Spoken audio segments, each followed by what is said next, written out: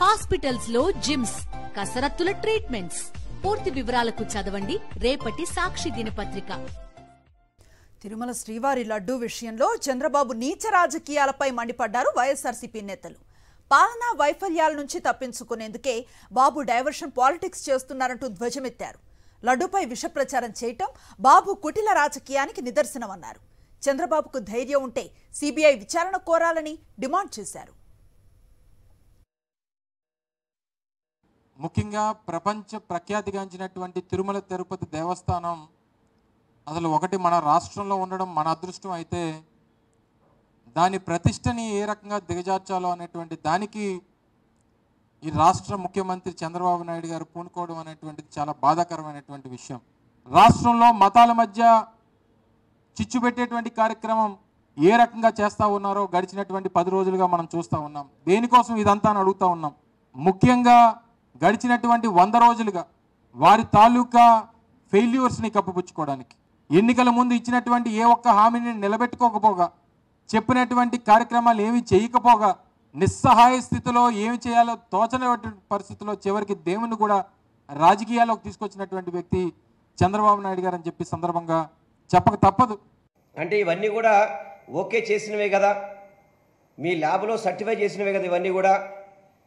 ఏదైతే మీరు animal fat ఉందని చెప్పారో ఆ లారీలన్నీ కూడా జూలై 6న 2 ట్యాంకర్లు వచ్చినాయి, జూలై 12న 2 ట్యాంకర్లు వచ్చినాయి. ఆ ట్యాంకర్లో టెస్ట్లో ఫెయిల్ అవడంతో ఈఓ గారు చెప్పారు ఈ 4 ట్యాంకులు మేము వెనక్కి పంపించామని చెప్పని. కానీ చంద్రబాబు దీన్ని వాడామంటాడు. ఎట్లా ఇది ఈఓ గారికిను అతని మాటలకి పొంతం లేకపోతే ఏ విధంగా సమంజసం ఇది? మీరు వైఎస్ఆర్సీపీ పార్టీ మీద కానీ, గత ప్రభుత్వంలో మేము పరిపాలన చేసిన దాని మీద కానీ ఏదైనా మీరు మాట్లాడదలుచుకుంటే కనుక రాజకీయంగా మాట్లాడండి.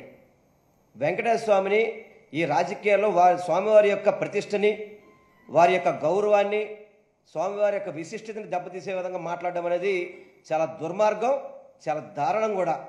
మీరు వెంకటేశ్వర భక్తులని చెప్పుకుంటున్నారు. వెంకటేశ్వర భక్తులైతే కనుక ఈ విధంగా అల్లరి చేస్తారా? తిరుమల తిరుపతి విశిష్టతని, లడ్డూ ప్రసాదం యొక్క పవిత్రతని దెబ్బతీసేలాగా చంద్రబాబు నాయుడు గారు ఇష్టానుసారం రాజకీయంగా వాడుకొని దేవుణ్ణి కూడా రాజకీయాల్లోకి లాగినటువంటి ఒక దుర్మార్గమైనటువంటి వ్యక్తి చంద్రబాబు నాయుడు గారు.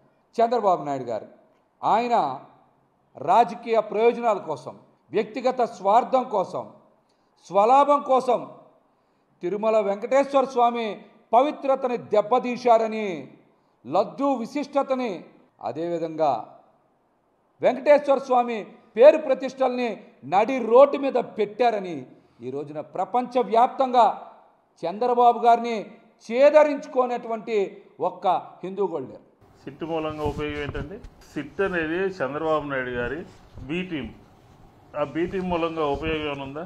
చంద్రబాబు నాయుడు గారు శ్రీవారిని ఉపయోగించుకుని, లడ్డూని ఉపయోగించుకుని ఏదో కల్తీ జరిగిపోయిందని చెప్తున్నటువంటి సందర్భంలో మేము ఒకటే అడుగుతా ఉన్నాం, అది జరగలేదు. మేమైతే చెప్తా ఉన్నాం అక్కడ ఎటువంటి తప్పు జరగలేదు అని చెప్పని.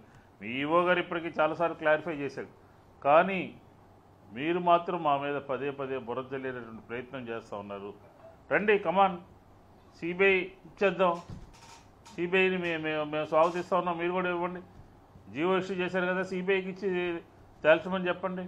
లేదా 30వ తారీఖున సుప్రీంకోర్టులో మేము ఇచ్చినటువంటి పిటిషన్ ఉంది కదా, దాంట్లో మీరు కూడా ప్రభుత్వం కూడా వకాల్తా పడేసి జాయిన్ అవ్వమనండి.